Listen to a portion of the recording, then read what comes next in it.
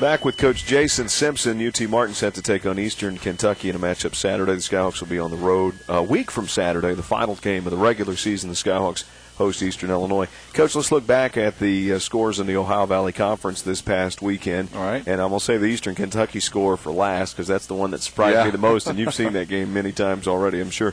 Eastern Illinois wins at Murray State 37-17, scoring less than they have throughout the season. Yeah, now misleading in that they were up 30-0, I believe, and early in the third or something, and so Murray battled back, made a little bit of a game, but nobody's even come close so far. Tennessee Tech with a big win at Southeast Missouri. They win that one 41-16. Yeah, I guess now both of them got one win apiece in the league. Is that what it is? So it's a little struggling a little bit, but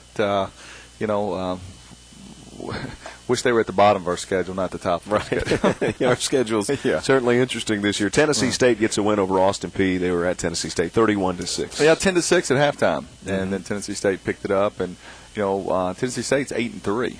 Is that what it says, right? 8-3, and they're 5-2 in the conference. Yeah, they're off this week. I think then they got one more, or either they play this week, then they're off. Either way, they're not playing this week, but they got a chance. No, they play Murray. I'm sorry. Okay, so you're looking at that. They got a chance to be 9-2 and 6-2 in the conference. Oh, nine. Is that right? They could be 9-3. Yeah. What's crazy about the conference standings right now is that you have Tennessee State, Jacksonville State, Eastern Kentucky, and UT Martin. 4 teams with 2 losses, right? And that's really tight there, Coach. And we've seen this in years past in the conference. Yeah. And it'll clear up, this weekend. Somebody, us or Eastern Kentucky, and or even Tennessee State, somebody will have 3, and then it'll kind of separate itself. And then Jacksonville State wins over Eastern Kentucky. They text me the scores from the radio station, and I just didn't believe the guy who sent the text. I went to ESPN and OVC Sports. But Jacksonville State beat Eastern Kentucky 68-10. That surprised me. Well, no, the score surprised everybody. Now, when you watch the tape, if I showed you 50 plays of it, then you would say, well, what was the score? It had to be a pretty close game because, at times EKU was their normal, dominating defense.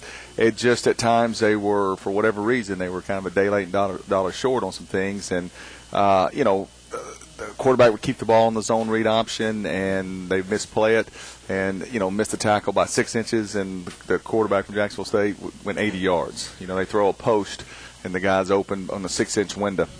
Where we overthrow it this week against Memphis, they hit it, and that one, for 75 yards. They throw a bubble screen out there, one-on-one tackle, guy should be tackled. He makes a guy miss, and he goes another 40 yards for a touchdown. And so that's what was happening on their defense, and then they returned the ball over with their offense a couple times, and I think it's like 40-6 at halftime, and then it just kept on snowballing. And we've talked about that. When you get down that much, it changes the way you have to play. Well, it does. You start calling plays. You start trying to, throw, and the confidence builds on your opponent, and when you're on the road, it's just, it's not a whole lot of good things are happening. I like this. One of the notes as you play Eastern Kentucky Saturday is a matchup of the 2 best OVC programs in recent history since 2006, since you got here. Eastern Kentucky has 46 wins, UT Martin with 39 conference wins. That's 1 and 2, respectively, in the league. Oh, yeah. Well, I guess I didn't know it was like those stats, but that's what we brag about that, but I didn't know it was actually those are the numbers. No, we're proud of that. They've been winning, one more game than us a year. And, when we're chasing them, we're trying to catch them. We haven't had a whole lot of success against them. You know the story. In the history of UT Martin football, we've beaten Eastern Kentucky 1 time. 22-1. 22-1. And never won on the road at Eastern Kentucky. 11-0 they are against us. And so now we broke one streak 2 years ago, remember, at Eastern Illinois. And that was the first time UT Martin, and that's what I told our team today. Besides just keeping our dream alive, and that's important, and the most important thing, but here's something else you'll accomplish. You seniors will be a part of the first, team that's gone on the road and beat Eastern Kentucky. Yep. And some of you were on the team 2 years ago or 3 years ago that were part of the first win ever. Okay, and so this is probably one of the last, besides a national championship or going second and third round of the playoffs. This is probably one of our last first time for things. Yeah.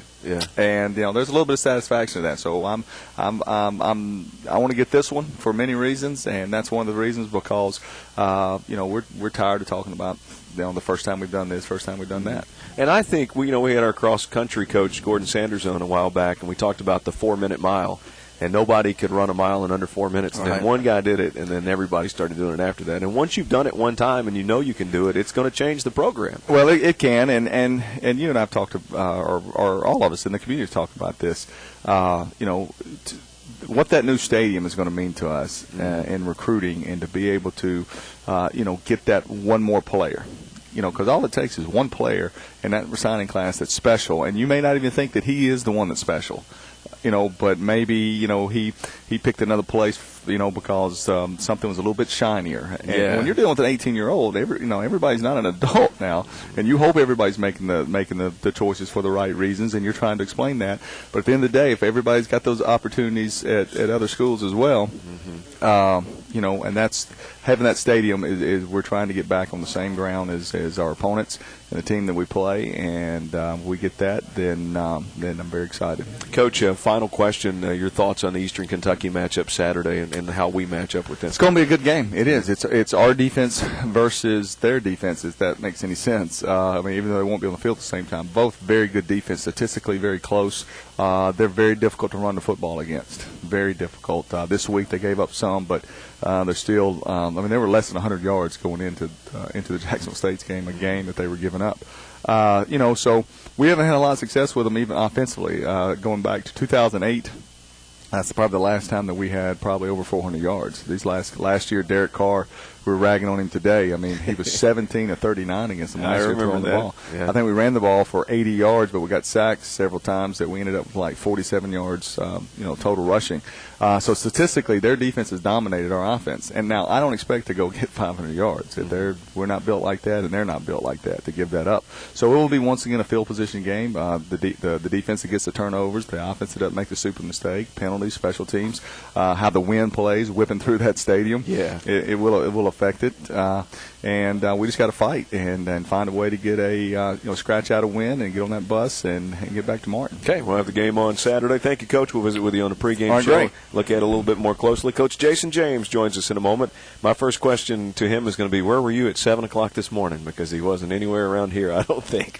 The answer to that coming up, and we'll talk hoops on the UT Martin Skyhawk Sports Network.